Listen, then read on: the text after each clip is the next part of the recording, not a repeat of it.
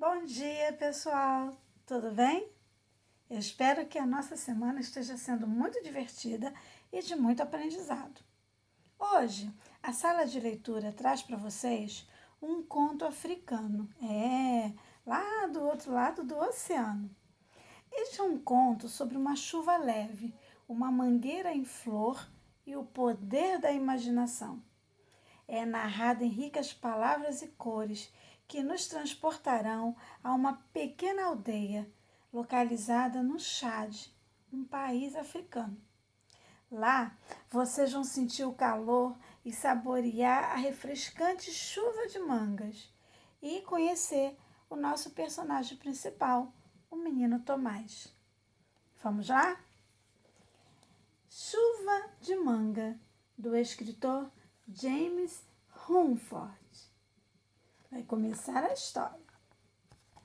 Essa história se passa num continente chamado África. E aqui está o país Chad. É um país pobre da África, com 9 milhões de habitantes. Para vocês terem uma ideia, a maior parte da população vive em aldeias, que nem tem pavimentação, as ruas não são asfaltadas. As crianças e as pessoas andam no chão de barro, de terra. Para passar de uma cidade para outra, longas distâncias, as pessoas vão em cima dos caminhões, porque não tem carros particulares e ônibus. Mas e as crianças do Chad? Como será que elas são? São como toda criança, cheia de imaginação, que gostam de brincar, estudar e se divertir. Então vamos conhecer um pouquinho da aldeia do menino Tomás. Vem um pouco de chuva, floresce a mangueira. Vem uma pequena ideia, floresce a imaginação. Essa é a aldeia onde vive o menino Tomás. Este é o Tomás. Ele mora no Chad, onde o tempo é quente e seco. Lembra que eu falei para vocês de como é o transporte? As pessoas vão a longas distâncias. Faz muitos meses que não chove, mas hoje, na volta da escola, o céu está coberto de nuvens.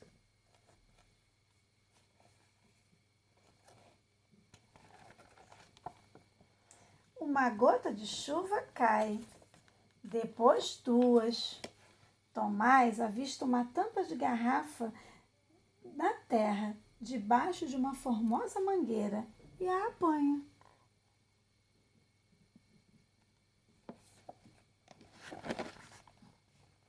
Depois volta o seu rosto para o céu e saboreia as gotas frescas da chuva.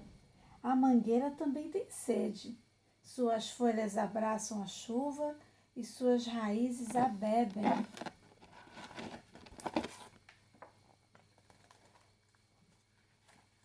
Minutos depois, o céu clareia e a chuva acaba.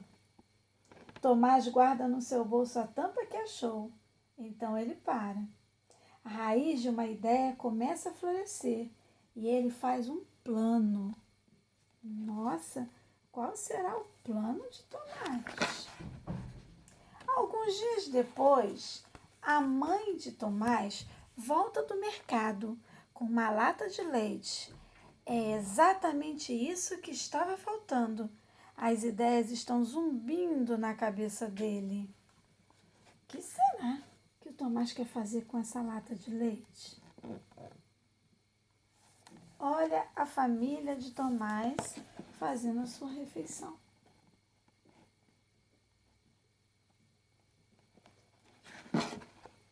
Quando chega o tempo em que todas as flores da mangueira caem, descobrindo as pequenas frutas verdes, a lata de leite já está vazia.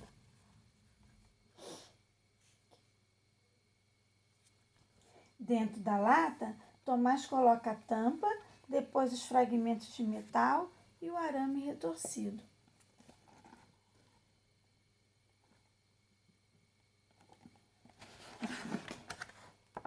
As latas de sardinhas vazias e as velhas tampas de garrafa.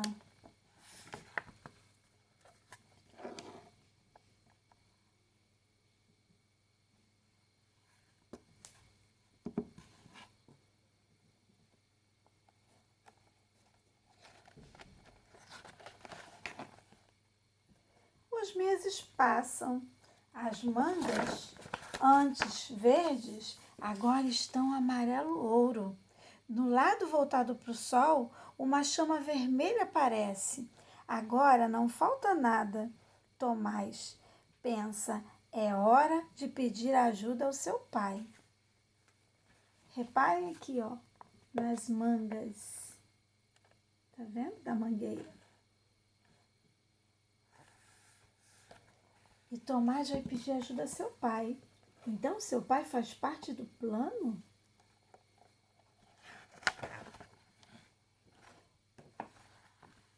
E joga no chão tudo que tem dentro da lata. E seu pai começa a ajudar ao plano de Tomás. No dia seguinte, ouve-se alguém gritar: mangas maduras! Para onde quer que você olhe, as pessoas estão colhendo mangas.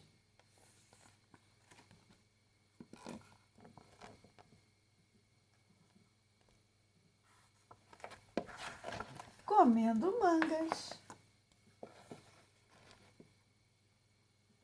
E vendendo mangas.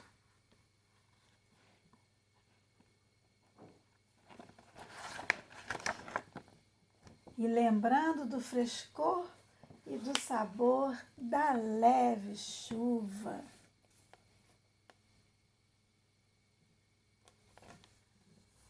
Que trouxe frutas tão maravilhosas. E aí, descobriram o que Tomás fez com aquela lata, o arame e as tampas? Qual era o plano de Tomás? Lembra? E como toda criança que tem esperança, Tomás vai brincar na aldeia em que mora, embaixo daquela formosa mangueira. Entrou por uma porta, saiu pela outra. Quem quiser, que conte outra. E aí? Vocês gostaram da história? O que vocês viram assim, da cultura do país do Tomás que tem assim, parecido com a nossa cultura? Tem algumas diferenças e algumas semelhanças, né? Vocês repararam que alguns homens na aldeia de Tomás usam uma roupa grande, como se fosse um vestido, que a gente chama de túnicas? Quer ver? Tem outro aqui bem característico. É comum na população do Chad você encontrar homens com essas vestimentas, porque uma parte da população do Chad é muçulmana e os muçulmanos usam esse tipo de roupa, com túnicas e panos na cabeça. E uma parte da população do Chad usa roupas comuns, como nós, como os da Europa também, ó, calça e camisa, porque uma parte da população é cristã. Repararam também como eles comem? Né? Eles não comem numa cadeira, numa mesa ou no sofá da sala, vendo televisão. Eles comem no chão juntos, como se fosse um piquenique. Esforram uma toalha e comem juntos na mesma vasilha. Não é? Uma outra coisa interessante é que lá as crianças não têm aparelhos eletrônicos, nem shopping para comprar brinquedos. Então, eles precisam construir os seus próprios brinquedos, como foi feito aqui, ó, com a ajuda do pai, o carrinho que o Tomás brincou. Viu? Aqui, ó, eu queria mostrar para vocês também, de novo, a túnica dos muçulmanos, né? A população que é a parte da religião muçulmana. Bom, assim como Tomás, agora vamos ver as coisas semelhantes à nossa cultura, né? Toda criança de qualquer parte do mundo, seja da Europa, da Ásia, da América, seja nos Estados Unidos, na China ou no Brasil, toda criança gosta de brincar. E quando ela não tem a possibilidade de comprar um brinquedo eletrônico ou de bateria, ela constrói seus próprios brinquedos. Quem aí já fez o seu próprio brinquedo? Quando você faz a sua própria pipa, você está revivendo esse antigo costume de muitas culturas de construir seus próprios brinquedos. E Tomás, ele fez, um pouquinho daquilo que a gente aprendeu na semana passada. Ele reutilizou a lata, as tampas, os arames retorcidos e de lá saiu um carrinho muito legal para ele brincar. Toda criança tem desejos, vontades e gosta de se divertir. Não importa a religião, se é cristã, se é muçulmana, se é protestante, se é umbandista. Não importa se é branca, se é negra, se é indígena. Criança do mundo inteiro tem os mesmos sonhos, as mesmas vontades e o mesmo direito de ser criança, de brincar. Então eu vou mostrar para vocês, por exemplo, que na Europa, antes de ter os brinquedos eletrônicos, de bateria, ou a pilha, os brinquedos eram feitos de madeira. Como aqui, o Pinóquio, que depois se tornou um personagem de uma história europeia, Vocês já devem ter visto aqui no Brasil, nas feiras, tem pessoas que levam para vender carrinhos, caminhões, casinhas de boneca toda feita de madeira. Ainda existe até hoje.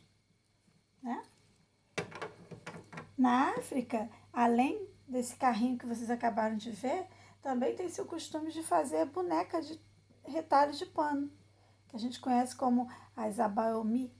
Aqui, essa fui eu que fiz. Usei a pele assim de uma onça para representar um pouco da África. Inclusive o Chad é um país que no norte tem o deserto do Saara e no sul tem as savanas, onde vivem os leões, as hienas, as zebras, as girafas, os elefantes. Olha que lugar legal a África. No Brasil, nós também aprendemos com os nossos antepassados, os indígenas, a fazer muitos brinquedos. Um brinquedo comum entre as crianças indígenas nas aldeias é a peteca, que é feita com penas de animais, tecido e por dentro pode ser palha, estopa. Olha que legal, que brinquedo mais legal. Então eu espero que vocês tenham gostado da história de hoje. E quem sabe você vai construir um brinquedo para você se divertir. Reutilize garrafas, tampinhas, peça ajuda do papai e da mamãe. Se você construiu alguma coisa legal, mostre para mim, tá bom? Lá no grupo da sua turma. Um beijo e um queijo. Tchau!